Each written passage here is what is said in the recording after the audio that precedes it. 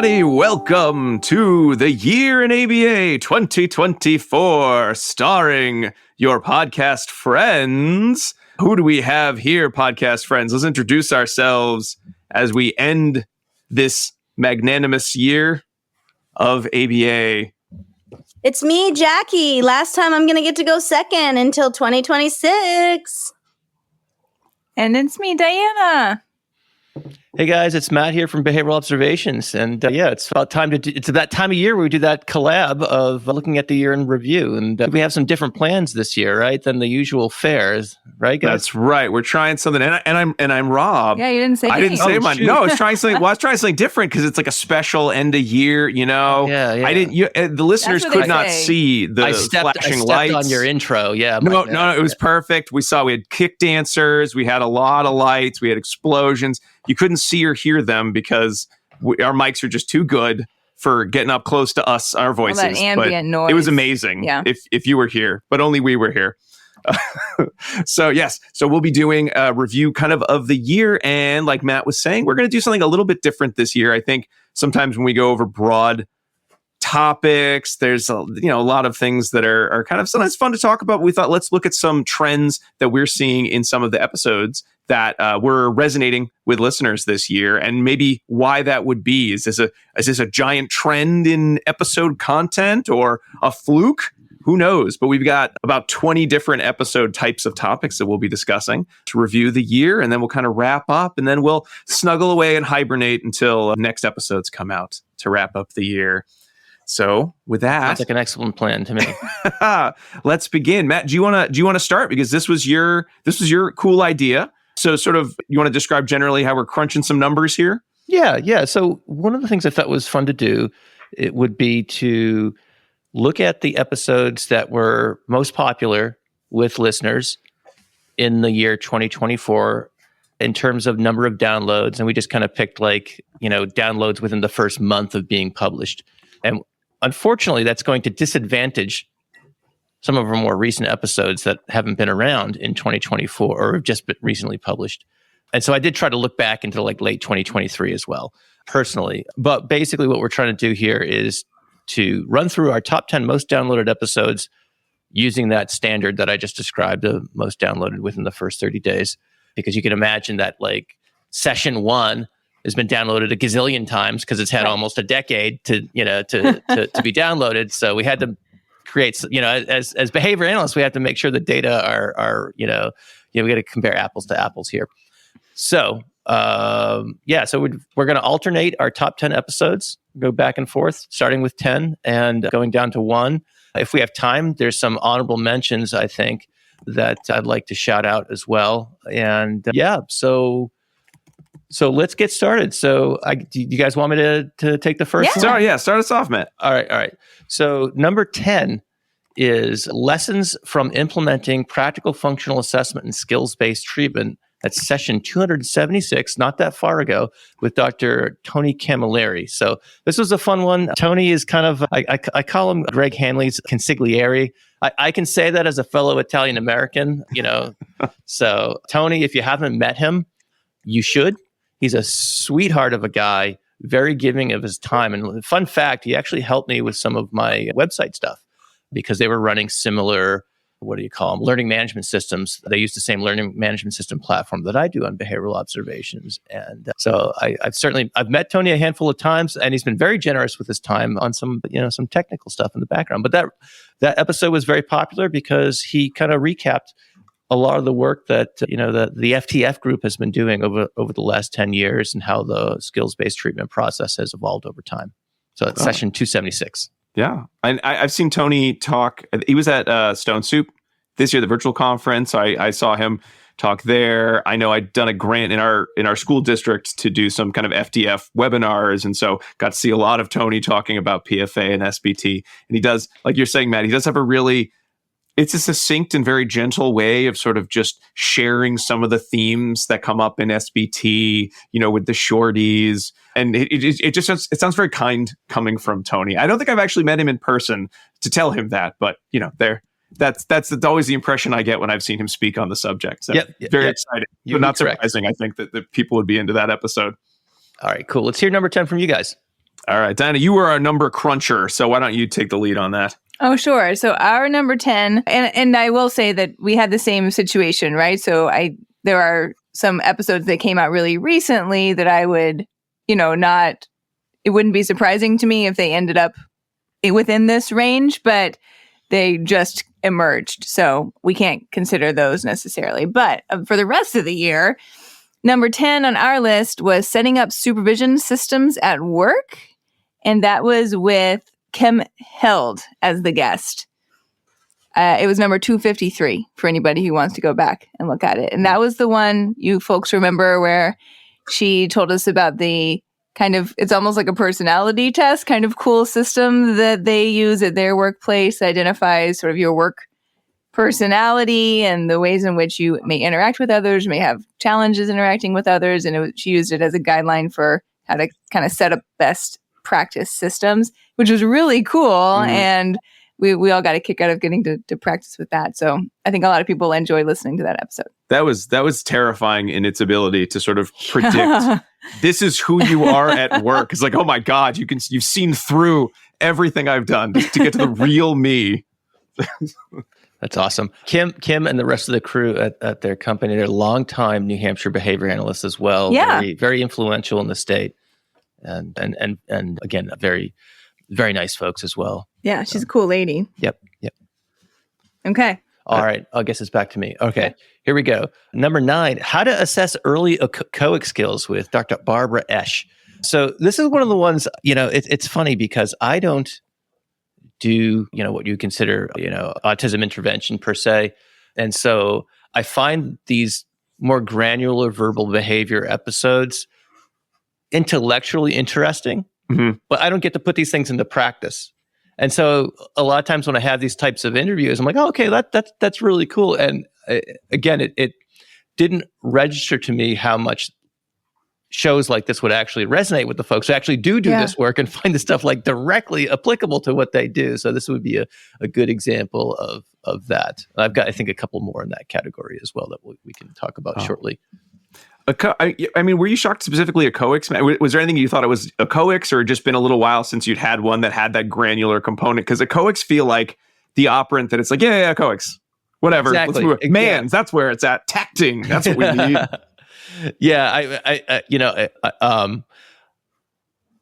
Again, this is my perspective from not living in that world every day, and puzzle to get an individual to progress on one of these operants.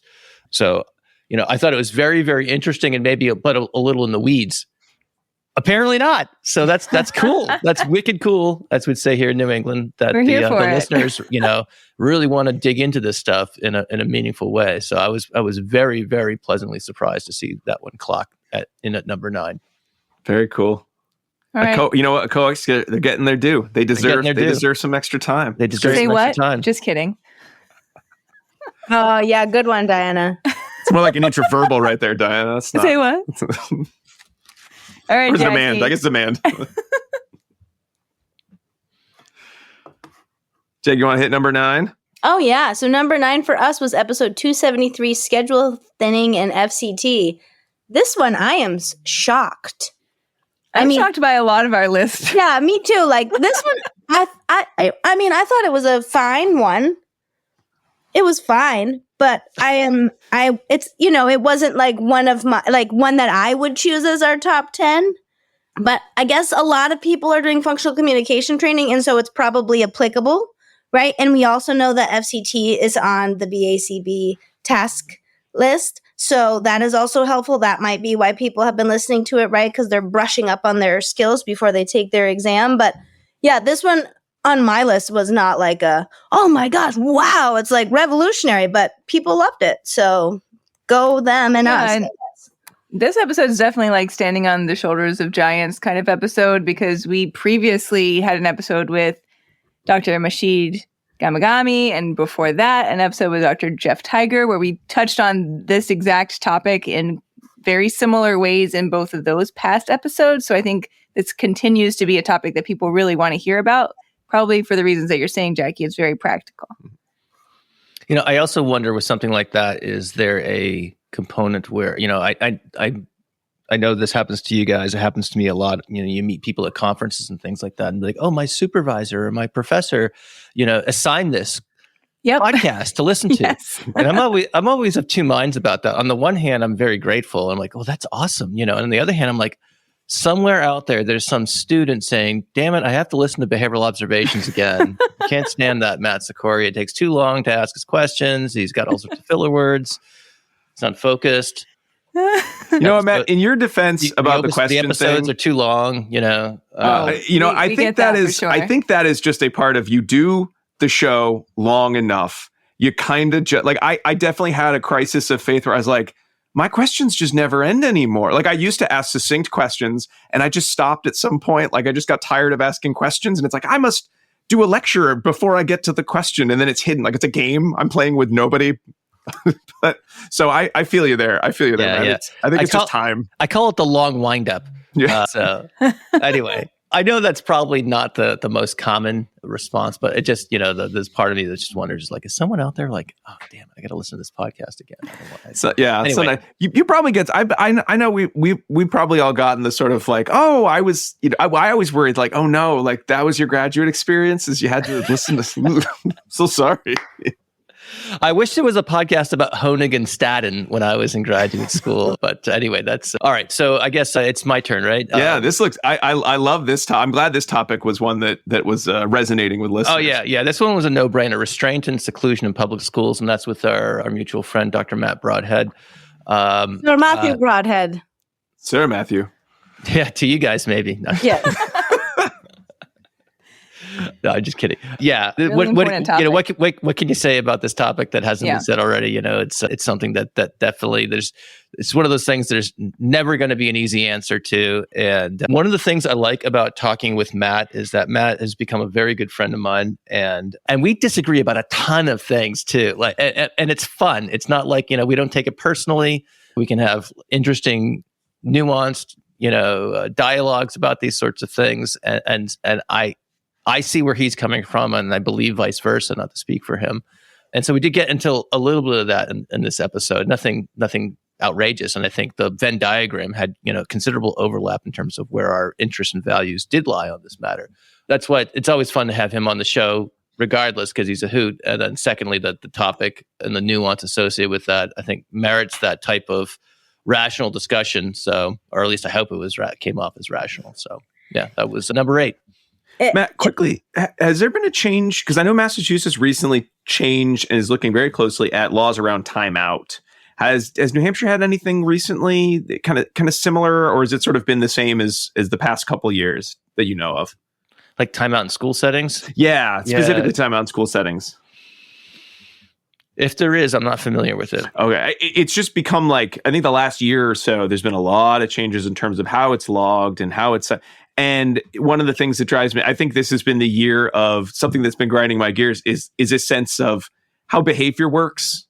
You sort of get the sense that a lot of people don't understand how behavior works in a way that sometimes I just want to let go and say, well, we're all working for the same goal. And sometimes it just gets under my skin of like, no, you're wrong. That's not how it works. That's not how it goes. You're making rules based on fallacious assumptions of human behavior, and I don't care for it. Yeah. So I didn't know if there had been some changes, because there's a lot of language around like being calm and calming down, and just sort of missing a lot of the point of why any sort of timeout, not so much, I mean, seclusion certainly never appropriate, but like they just time out or time away, and kind of conflating a lot of terms that have been around for a long time. So I wasn't sure if any of that had come up in the conversation. Did any like recent changes? No. And I'll just make one comment at the risk of lengthening this episode longer than need be, and then we can move on. But I would just say that it seems like the people who write those regulations haven't been in the position to support individuals who are having severe problem behavior. Yeah. I'll just leave it at that, because if they had to live by the rules that they're creating, they might have a different perspective. So ditto. That's it. There's a lot more to say on that. I'm not going to go there, but we'll save it for our own other episode, follow-up episode. I was just going to say, I think that Matt Broadhead is like the Beto O'Rourke of behavior analysis. All right. Just me? Number 7, Diana. No, we're on number 8. We're on number 8. Sorry, we're on number 8. Sorry, I'm looking ahead. Yeah. Well, why don't you do one? You can take a turn. I'm kind of talking all the time, but okay, I'll take a turn. This was our episode 268, our discussion on neurodiversity. And we did a series of neurodiversity this year where we sort of had we had a panel episode where we talked with a number of professionals in the field of behavior analysis who identified as neurodivergent, and we did some general episodes. We talked to some other experts, and it was something that I don't know if we originally planned for it to be kind of a series, but it was one of those episodes where it was like, well, we've got a bunch more in the pipeline, like right off the bat. Let's do the next one. Let's do the next one. It was really exciting to talk about. We have one of our book clubs coming up in, I want to say this, I think it's our spring book club, is on neurodiversity. It's a book on neurodiversity. So it really sort of been a big theme over the past year. And I'm glad that it's been resonating. I'm glad people have been hearing themselves or hearing more about individuals that they can be working with or have been working with, and just thinking about neurodiversity beyond just clients, but really about the field as a whole and society as a whole. And it is very exciting. And I'd like to think that is, again, where, do we know for sure? No, but that's where some of the interest in the topics that we did around neurodiversity came from. Very cool. Yeah, I have a more, not saying neurodiversity per se, but an autism related show that we can talk about in a couple of spots. So I don't want to get ahead of myself here. So there's definitely a lot of interest in that general area. So we'll get to that in a couple of slots. But right now at number 7 is for behavioral observations is session 257, mentoring students, the future of ABA and the problems with ignoring, and that's with Dr. Tim Vollmer. So again, this was a real fun one. Much like Tony Camilleri, Tim is like just one of the nicest folks you're going to meet in ABA, and another guy who's very generous with his time. And so when I appreciated the opportunity to chat with him across a range of topics, which is why the episode title is kind of all over the place. Yeah. That was one of the ones, I don't know if you guys run into this when you have a show that like kind of spans a number of different things. And it's like, what the heck am I going to call this thing? Call it. It's tricky because so many podcasts, I think as podcasts as an art form have sort of evolved. I feel like a lot of the podcasts I listen to that are very popular or they're on like a variety of topics, they sort of just turn away from like, well, the topic is blank, but we're just going to talk about whatever, and occasionally keep coming back to the central one, which I know for us, I'm sure for you too, Matt, it's like, we can't go that far off base. Like we can't be like, so what movies are you watching in the middle of our, episode on extinction? But sometimes, getting the segues or talking about the related fields, I think that is part of the medium of podcasts. Yeah. So, I think it's just, we bake it in now. I think it's totally fine. Yeah. And I think with Tim being in the field and making all these contributions for decades and decades and decades, he had so many awesome stories. We were talking about, I think it was right after the passing of Doctors Owada and Pennypacker. And so he told some stories about those guys. He told some stories about, his time at Penn State and, college football and college basketball stuff. I mean, I was just sitting back and like, I'm here, let's go, so that was a real fun one. And he's a good storyteller. Oh, 100%. 100%. Nice. All right.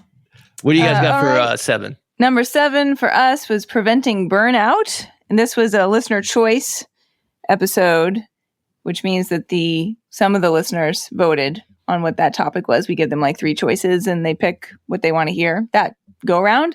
And that's what they chose. Obviously, very important topic, something that's on people's mind a lot.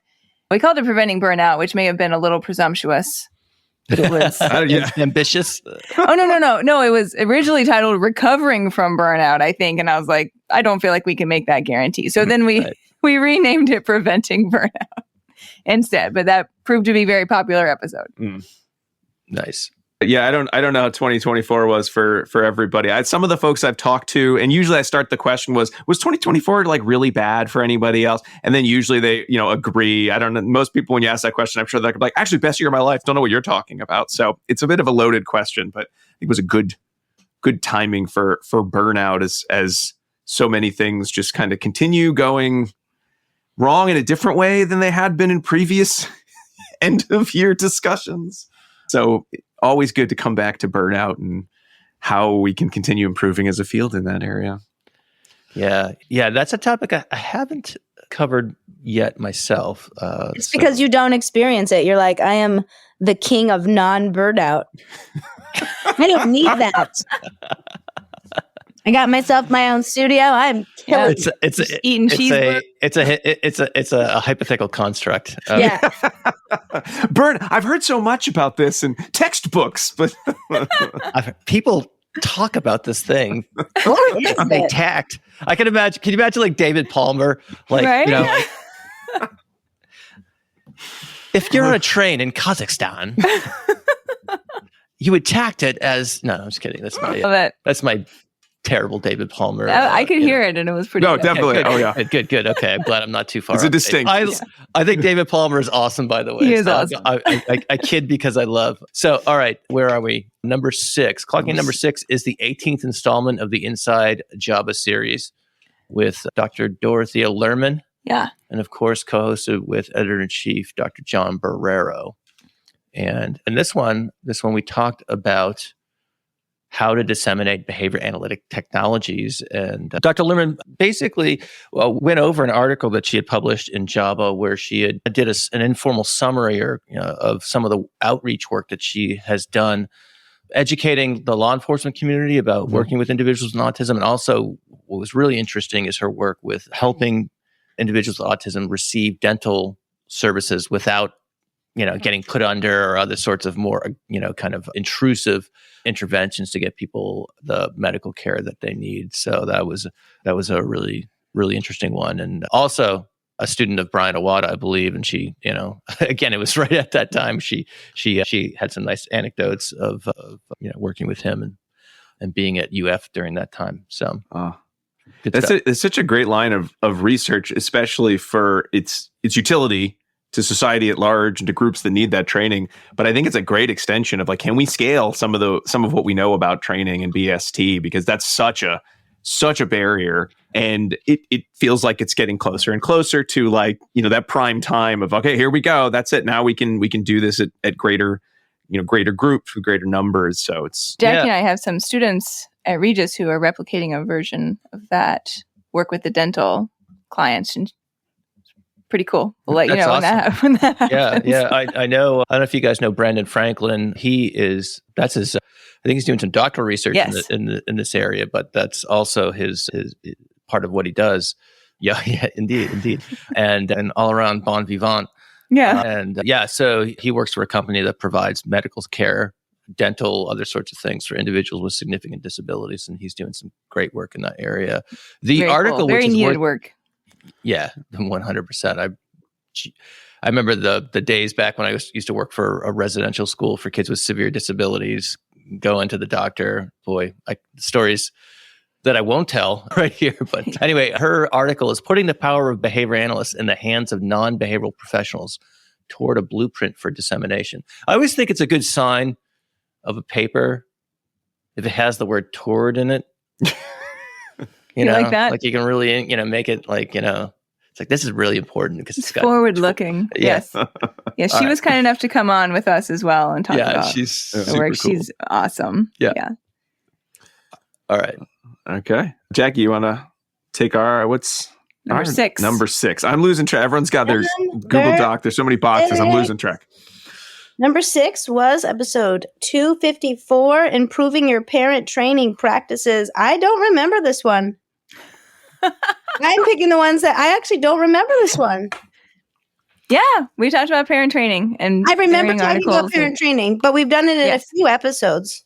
I mean, when you're as good at parent No, training and parenting as we are, it just, just don't even remember that stuff. It's just so natural. Well, one of our free episodes, 103, talks some about parent training, but then the other time that we dedicated an episode to this was episode 19. Wow. Yeah. And it's like a huge topic. So everyone is thirsty for information on this one. Nice. Cheers. I'll drink to that. All right. Okay. So this one was a surprise, big time. This was session 259 with Dana Meller and Dr. Steve Ebersole, Practical Strategies for Passing the Exam. So Steve is the founder cool. of Behavior Development Solutions. Yep. And Dana is the founder or co-founder of Pass the Big ABA exam. And it was a really interesting story about what they've learned about helping tens of thousands, probably more people Me. pass the exam. Yeah, me too. I The BDS modules on yes. CD. On CD. Oh my, yes. I 2000. think we lost those in the move. Oh yeah. I still have mine. I did mine on CD-ROM in 2002. Nice. Ooh. So yeah. 2005. Yeah, we weren't far behind you. Yeah. So yeah, I remember. Great idea for an episode. They came to me with it, so Nice. I can't claim any editorial genius over that. And I remember the episode being well received. Again, it was a surprise because you think of most of the people listening to the show are BCBAs, or at least that's my assumption.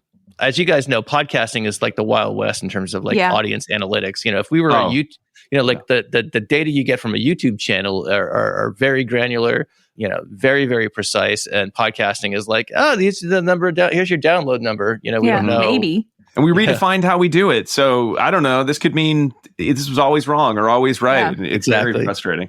So yeah, this was pretty cool, and so I was happy to hear that. And also, they did some myth busting about what works and what doesn't work. And I think one of the takeaways I remember from the show is like they were like mock exams. It's like everyone wants a mock exam. We give people mock exams because that's people expect that with these preparation things. But it's like taking an exam over and over again does not get you closer to passing. Which I thought was an interesting insight. So yeah, it's really awesome idea. Love it. All right. So our number 5, Diana's helping by pointing at it on the spreadsheet for me. Thank you so much, Diana. For the visual aid is planning and running awesome meetings. And this was part of our supervision series, episode, right? For the past year. And I loved this. Sometimes, and Matt, you might find this too when you do an episode, like you were saying, like a COEX, like it's fascinating. I love hearing about it, love reading about it, but I'm not going to do anything with it. So move on to the next topic. This was one that I think every agenda I have written since we did this episode, I have very clearly written exactly what we're going to talk about, how long I expect it to take. I've become very clear on like, folks, come on, we got to focus on the agenda. I've like changed how I do meetings. With better and worse success depending on the group that I'm with. And it is shocking how many people just go to meetings and they're just like hanging out. And then they wonder why these meetings are such a waste of our time. So just a really great just review of what's out there on how do you hold a meeting that has a goal and therefore you will meet that goal within a timely fashion. And I know this year, my day job, we're doing a lot of PBIS work. And part of the reason I think people were like, could you do the agendas, Rob, is because I was the only one who ever came with like, these are the things we have to get done and here are the times. And I'm terrible at timing myself to begin with. If you've heard any of our podcast episodes that are supposed to be 50 minutes, which are never 50 minutes, but this, at least in the context of meetings, there's some sort of a meeting stimulus control I have been able to learn. Oh my Lord. So in those early PBIS books, they had sample meeting. I can't recall the exact book. I used to have it. And it's one of those books you lend out so much, it stops coming back. Yep. So it's one of those. And they had all these templates in the back. And one of them were meeting templates. And they actually, in the meeting agenda, with sample agendas, and the agendas had times attached to them. We're going to spend 10 minutes talking about, the operational definition of the behavior. We're going to spend 5 minutes, blah, blah, blah, blah, blah, So yeah, there's a lot of overlap in the PBIS world on that stuff. So I'm glad someone out there is running better meetings. I mean, I don't know if they're better meetings. They certainly have a timetable and goals. Yes. That was all anchored by the Nozick and LeBlanc article where they were clearly frustrated that people were not running good meetings. It's like clearly the subject. I was going to ask you if that was from that. Yeah. Flo came on the show a few years ago to talk about that as well. And nice. She definitely has done some work in that area too. All right. So where are we? We're at number 4 on my list. All right. This show was awesome. I love this conversation. What is profound autism and why is it important with Dr. Alicia Halliday? And this was in the run up to the Profound Autism Summit, which by the way is happening again. I forget the actual dates. April. Yeah, it's in April. 25. And They are. It's a much bigger conference. It's 2 days, and there's multiple tracks and things like that. They've expanded their capacity because there was like standing room only apparently last year. I didn't get a chance to go to it, but anyway. So I'm glad that this movement is getting traction because I feel it's an important issue, and so I'm glad people are out there trying to talk about the needs of those individuals who are most profoundly impacted with autism. And so this episode was basically like, what is it? What does it mean to be to be classified as having this level of impairment? And how does that differentiate between other areas of the spectrum? And what does it mean in terms of supports and things like that? So I think it's an area I definitely want to return to again sometime in 2025. Very cool. I have a lot to say, but it's like a whole episode's worth of stuff to say. So. Yeah, I know it's not a universally held position. I've talked to some other folks, but anyway, yeah, that's. Oh no, you shouldn't assume that I'm getting ready to disagree with you. I just think it's a topic that needs a lot of discussion. Yeah, and that's what I thought. I didn't have any assumptions, but yeah, I'm just recognizing that there are diverse perspectives on the relevance of that. I am very much pro for having that classification for the reasons that I think will be clear if anyone wants to listen to session 258. Yeah. Okay. In our episode number 4, that's when we're on. Number 4, this, just like you, Jackie, when I saw this, I was like, oh, I don't actually remember much about that episode, but it was error correction. I remember that one. We talked about error correction procedures. In how they vary and that the results are idiosyncratic based on the learner profile, right? But I think we read like 6 articles for that one. And I remember that Rob had like much more. And we're like, nope, we only can fit it into our 50 minutes, which usually is an hour and 10 minutes. And I actually remember that one. I liked that one. So good for us. And so did a lot of people. I think, again, it had a lot of presumably practical. Well, I think one of the things that I still remember learning error correction procedures back in the day when I was still, a paraprofessional starting out, and assuming that, the fact that this is the error correction procedure for so many discrete trial-based programs must mean this is the most researched thing that has ever been researched. And it was a shock when you look into the research and there's 3 or 4 articles on the subject. They kind of all, like you said, kind of all idiosyncratic results. And to have so many people just using these various error correction procedures, and you sort of wonder, how many of you know that this is sort of maybe going to work, maybe not? We don't even have a consistent procedure for assessing whether it's an effective error correction procedure versus something that we consistently do because it's easy to train to the adult staff. So I always love any chance to come back to error correction and sort of see what's going on. And it's one of those topics that I always keep hoping someone's going to write the paper that ties it all together and says, this is it, the error correction procedure. But I increasingly don't think, and I'm getting older and older, and I don't think that's going to happen with a lot of the topics that I want someone to just write that, nope, this is the one way to do it, and everyone loves it. If I understand the gist of or at least the conclusion of the body of research from what you guys are saying, it reminds me of the same body of work on prompting. Yeah. I remember a bunch of folks at the New England Center published a bunch of research on prompting in like the early to mid 2000s. Yes. Comparing most to least to most, blah, blah, blah, blah, blah. And it was like, and they had people like build like arbitrary like Lego shapes and things like that. Yeah. A lot of that. And, it was like, oh yeah, there was six participants in the study and, 2 people did better with this. And, one person, it was just basically at the end of the day, this is the applied part of the science where the practitioner has to be attuned to what is working for their specific client and not fall prey to, a universal behavioral folklore. Ooh, I like that. I wish there were more universal behavior folklore that actually had a basis in concrete reality. Now that you've said it, I like that phrase, though. Yeah. Although I was there at that time, and it did allow them to kind of say, okay, if you're not sure what's going to work best for your specific client, use this as kind of the default procedure and evaluate how that's effective. As we've demonstrated, by and large, this often is the most efficient and effective method. And then if it's not working for your particular student, you reevaluate. So Thank you. It's a for place that to start from. clarification. Yeah, definitely. All right, so we are down to number 3. We're getting close, folks. Oh, top 3 is Exciting stuff. All right, this is session 254, AAC use with adolescents and adults with autism spectrum disorder, and this is with Andy Bondi. I listened to that one. Excellent. It was very practical advice. Yeah. So after I published that one, a longtime listener of mine messaged me and said, boy, Andy Bondi doesn't hold back. And I don't recall anything super controversial or he said or anything like that, but I just thought that was a funny observation because, when Andy doesn't care, like Right.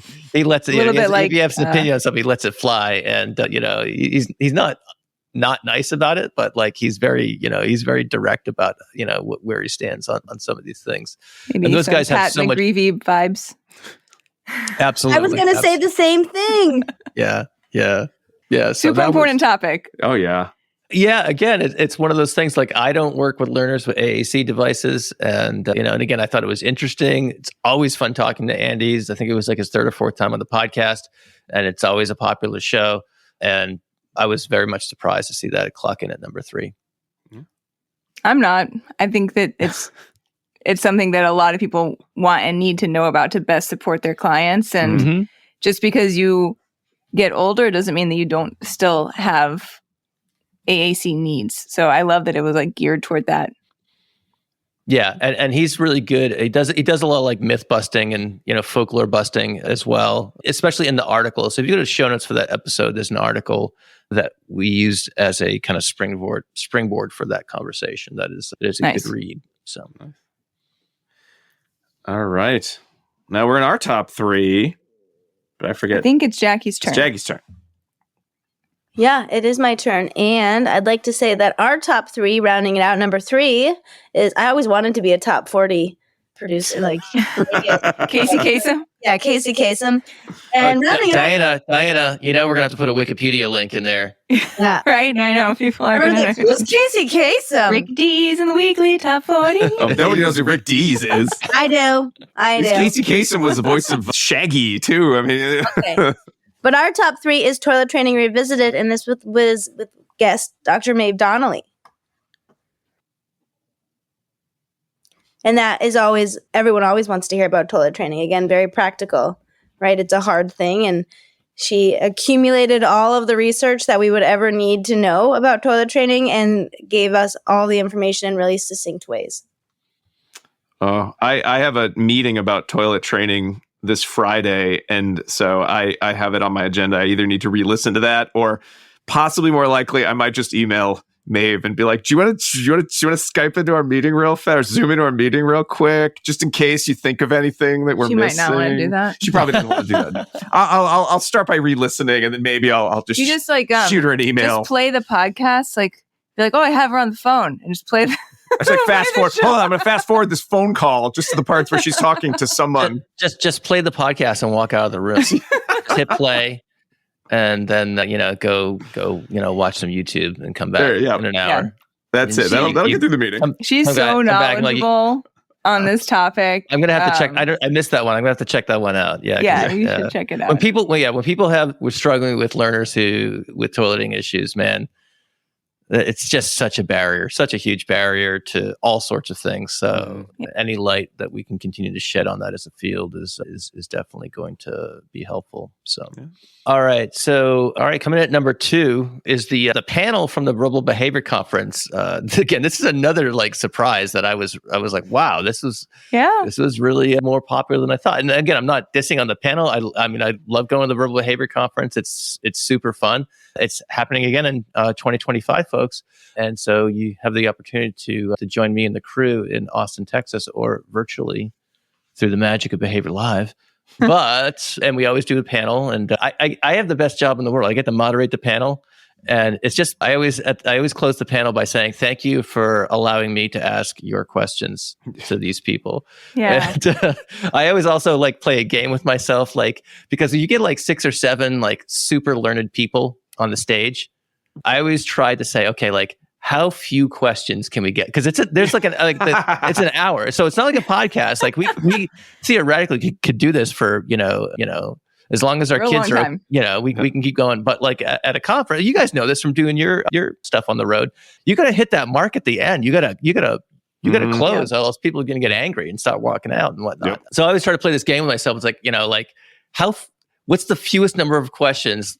Because look, you ask a question, everyone's going to want to get in on it, right? And so everyone's going to take, and but it's always a fun time. We hit on a variety of topics, like again, AAC came up, science-based treatment, clinical judgment, and lots of things like that. So, as a matter of fact, I'm getting ready to publish the VBC panel from the 2024 conference. Very nice. The near future. So stay tuned for that. Oh boy. Yeah, panels they're such a treat when you get to moderate and you're just please everyone talk intelligently. Here's some questions. Go. Let's see what we get. It's so much fun. That's awesome that everyone gets to hear them if they weren't able to be there at the event. Mm-hmm. All right. I forget where we are. Am I doing your turn? My turn. Number 2, strategies for addressing escape maintained behavior, episode 261 for us, which I think featured one of our favorite research figures, which is flowcharts upon flowcharts of what do you do in these situations. I think I forget what we were recording something or talking about something the other day, and we were referencing one of the flowcharts in this episode because it just was so salient.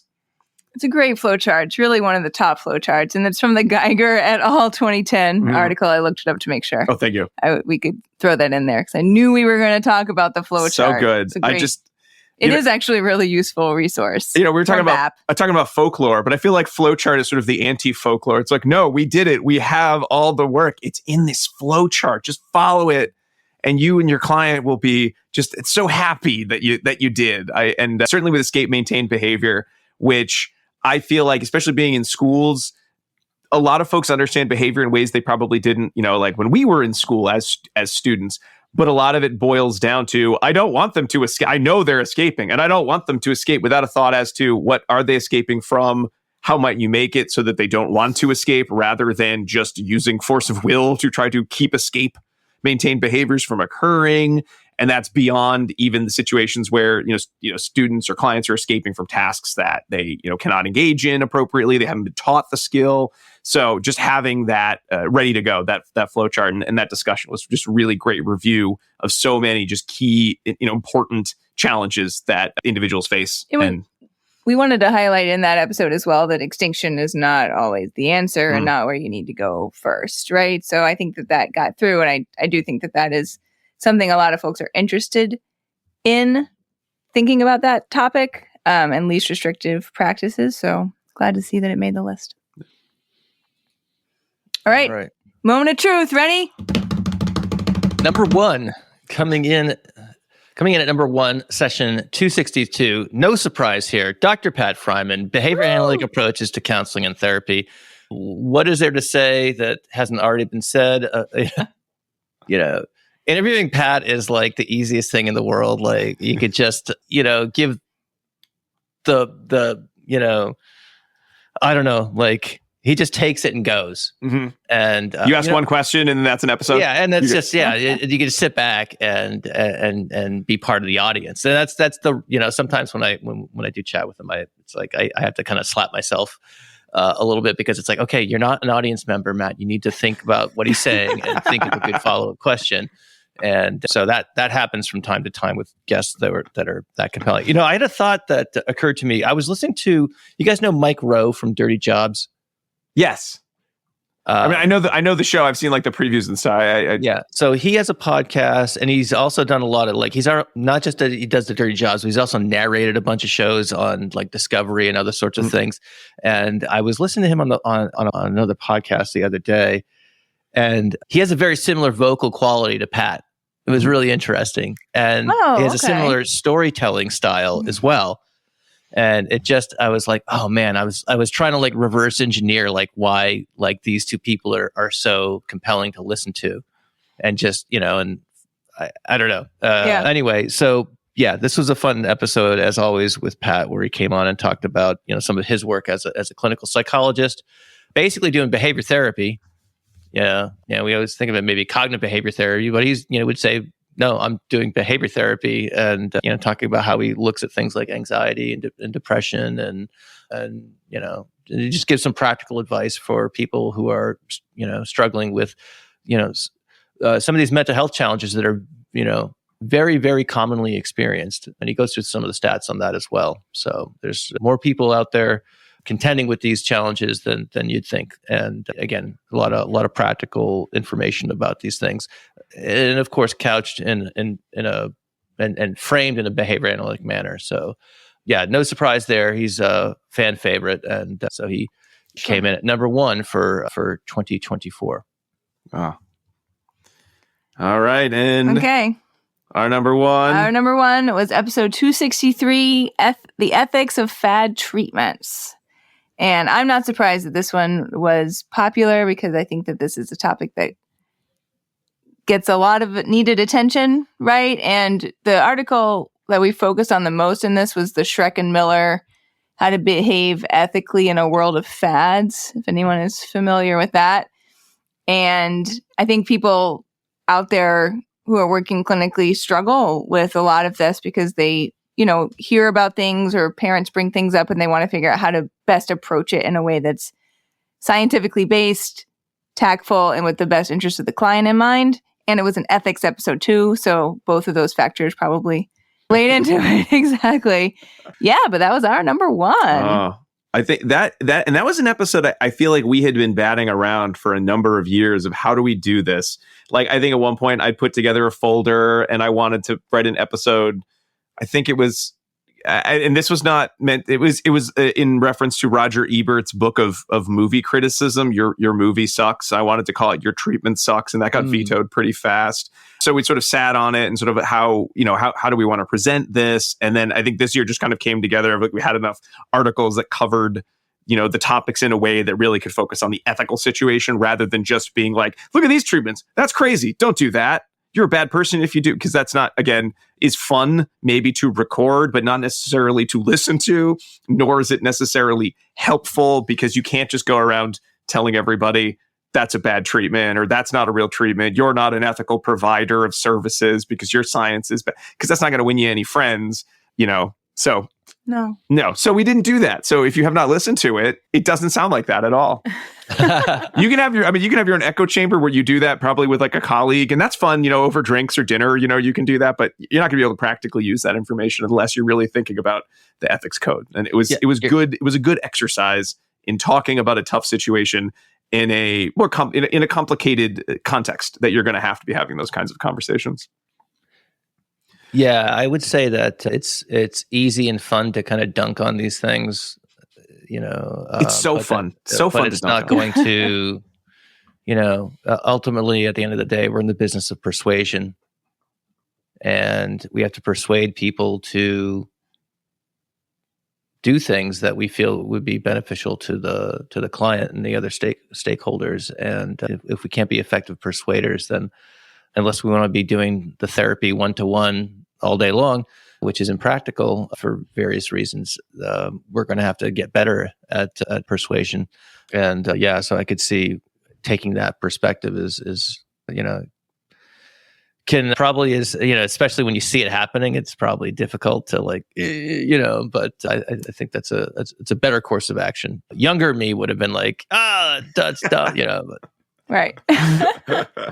So those were our 10, but I know, Matt, you had a couple honorable mentions, and I know, from us, a couple episodes that maybe didn't, either get the most downloads that we want to share, but really, really quickly, what were some of yours? Well, I want to make an observation first. I think it's super cool that most of the most downloaded episodes that you guys had were without guests. So credit to you guys. Well done. That's pretty cool. And do you have how many solo shows I've done? I think you've done at least. I remember you did at least one many years ago. I did one. I did one. I had Pat McGreevy scheduled, and he called me to profusely apologize that he couldn't make it for one reason or another. And I was like, I have to get an episode out. And the show must go on. That's such a tough feeling. And I was like, I don't. This is not my thing. This is not my format, And so anyway, all the more reason for that. I'm I'm very impressed that you guys had your most popular episodes are sans guest. So well yes, done. I was super surprised by that, but we have awesome guests as well. So I don't want anyone to feel bad. Yeah. So a couple honorable mentions for various reasons. One is that, we continue to do the BOP in Espanol series with my friend Miguel Avilla. Yeah. And, I'm really, really happy that he's been down for this. He's been very enthusiastic about doing it. And I know it's, making the rounds in the Spanish-speaking behavior analytic community. It's a huge, huge resource, I think. I say I think because I'm not fluent in Spanish. So, they could be making fun of me the whole time. I wouldn't know. But all kidding aside, I'm really happy that we're continuing to do that, and that there's some benefit that we think is happening with that. So a couple of other really quick honorable mentions. Continuing with the autism theme that we've talked about a couple of times here in this show, a review of autism diagnostic practices that just session 248 with doctors Whitney Entz and Elizabeth Sheridan. So basically going through best practices about how individuals receive the diagnosis of autism. We talked about self-diagnosis. We talked about other sorts of things that are, that are, I guess, contemporary topics in the world of autism, and things like that, and how they approach it from their, kind of university clinic settings. And that was almost, that was, neck and neck with some of these other ones for coming into the top 10. Same thing with Emily Varon, How to Understand Sleep Problems. Super important episode. And again, almost, neck and neck with some of the others at the area of the top 10. And then just because I feel like this was like a mind-blowing episode for me, was the ethics of procedural fidelity with Dr. Claire St. Peter. I mean, Claire's great and she does so many different things, but I think the work in procedural fidelity that she's pioneered, and some of the lessons learned from her work in that area, and the huge amount of work still needed to do, and how treatment fidelity is not just something that occupies the ivory tower, but should occupy the thoughts of those of us out there in the trenches, if you will, and why it's important. So those are some 2024 honorable mentions from behavioral observations. Ooh, very nice. We have our listener choice poll for the winter is coming out pretty soon. Is it out? By the time this comes out, it may already be out. I cannot keep track this time of year of when anything is supposed to come out versus when it's been recorded. But some of the procedural fidelity articles are on the list. So maybe we won't do that as an episode. We're not sure yet, but I have the articles, so I'll just read them. If they don't, we'll do it later if need be. Because you're right, Matt. Such a cool topic that is very important to the practitioner as well as in the ivory towers. Jackie, Diana, any honorable mentions? Probably episode 278, which was an ethics book club, where we talked about Linda LeBlanc's and Amanda Karsten's book on ethics. What was the name of that book again? Ethics? It was ethics. It was ethics. Just called ethics. That one, and then Corey Wieland's episode on PFA SBT. Specifically, a lot of cab chaining.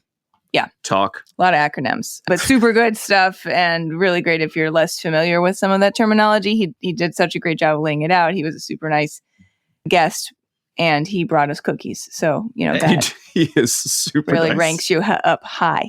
And he was like, "Can I come in person?" Yeah. That's awesome. And he said it's a thank you note. Yeah. It was so great.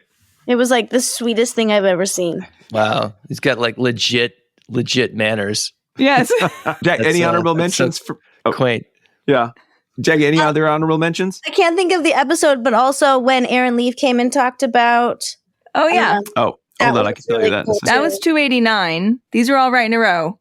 Yeah. Aaron Leaf talked about promoting client rights. I like that. All the way from Australia. She came also in person. Yeah. And then right after that, we talked with the How to ABA folks. Oh, yeah. About You're in Shayna, yeah. Mm-hmm. Yeah, now I can't remember the title of that, but it was like advice for new behavior analysts, kind of. And that is also ethical questions. A very popular episode, too. Yeah. And I want to shout out our episode on behavioral artistry, which was another one that it was like just came out. That just came out. So it didn't get in the metrics. Yeah, it did. That's why it didn't make it to the top of the charts. But that was an episode that really, I think, tried to capture the ephemeral in terms of how we do the job of behavior analysis and working with other people. And it sort of touches on therapeutic rapport as well. And it was one of those like articles that I found way back when and just sort of put in the file drawer of like, we should do an episode on this someday. I wonder if there's more out there. And it's just always really exciting when kind of it all comes together over time of like, oh, it's another publication or I found this old article. We could put it all together and have a nice discussion. Miltonberger? No, we didn't have any Miltonberger. It's Amy Buchspen. Okay. Yes. Got it. Who sent us an email to follow up on that as well. So yeah. Right. We'll have more to say on behavioral artistry in the new year, I bet. Well, I my last episode was the one with Greg Hanley back on, and so that's when we do the 2025 year in review. Right. That's going to be like, you know, that will be number 1, number 2, number 3 because it's already going gangbusters as one might imagine. So I decided to leave that one out of the analysis because it just went out recently. So right, yeah. Hey, and you guys are coming up on. Have you published 300 yet? Not yet. No. Okay. We're very close to recording 299, and then we've got a couple weeks after that, and then we'll be doing a shindig for 300. We're doing an in-person funpocalypse where we are promoting the 300th episode where people can come. I'm just finishing up the Eventbrite. I had some technical difficulties where people can sign up, and we're going to give away free CEs. And we also are going to buy some pizza for everyone. And so that should be fun. It's January 9th if you want to come on all the way down Massachusetts. It's a Thursday evening. It's just a great time to be driving. The dark winter. Right? I'm visualizing my calendar in my head to see if I can make this happen. But Ken, I will let you know. If you have the time, Matt, we would love to see you. Yeah, that'd be cool. You got to think about yours because yours must be also coming up. Yeah, I don't have anything special planned for the 300. Still time. We're kind of all hitting the 10-year mark too. So we were sort of like, do we just wait and then be like, it's episode like 368 and that's, I guess, or whatever it comes out. Well, you guys are so consistent with publishing, like you can predict what number episode you'll be. At a certain point, whereas I'm less so, but both managed to make this work. We've both been doing this for almost 9 years, and we've seen a lot of podcasts come and go during that time because it is a lot of work. Mm-hmm. Yes, it's not digging ditches. I will just this getting back to the Mike Rowe Dirty Jobs reference. It's we're not going to be on a Dirty Jobs episode anytime soon. If that show was still on, it's like you might mention Mike Rowe. Like I had to tag around with these podcasters, and the barista got their latte. They put the wrong type of milk in their latte, and it totally. But they rallied, and they it's like, first, their mic, they lost the cable to plug their mic in, so they had to use a different mic. It was a disaster, upset. But anyway, I'm sorry. I'm just getting on in the evening here. Work, a lot of stamina required to keep. You're absolutely right. It's not. It quickly goes from hobby to job very fast. Mm-hmm. Yes, exactly. I started this on a lark, and here we are 9 years later. Yeah, same, right? Oh, boy, yeah. No, I always knew we'd do this both. 9 years later. I think you celebrate 300. I think you celebrate 10 years. Yes, it's all worth celebrating. That sounds good. All right. Sounds good, guys. And so is the new year. Happy New Year, Matt. Happy New Year, guys. Yeah. Congrats on another year of podcasting. And Happy New Year to everyone in the joint audience of ABA Inside Track and the Behavioral Observations podcast. Yes. If this is your first episode of either of our podcasts, it's an odd place to start. But guess what? We got a bunch of episodes between the two of us. Keep you busy in 2025. Backlog episodes. For more than a full year, you can listen to each one of our episodes for this whole year and still have some to spare, right? Yep. We have more than 355. That's true. 356. That's a 365 days in a year. Yeah. Yeah. Mm-hmm. Forgot. it's a lot. We did it. That was our goal. We did Nailed it. it. One Banana Random podcast every day. We've done it, folks. That's it. All right. Thanks, guys. This is a Thank fun you. format. I'm glad we decided to do it. And that's good to look back on what resonated with our audience, because if it wasn't for our audience, we would not get any reinforcement for all that effort that we were just talking about. That's so right. That is true. thanks everyone for tuning in 2024. And we'll hope to keep pushing out some fun content for you in 2025. That's right. We'll see everybody in that new year. Goodbye. Bye. Bye.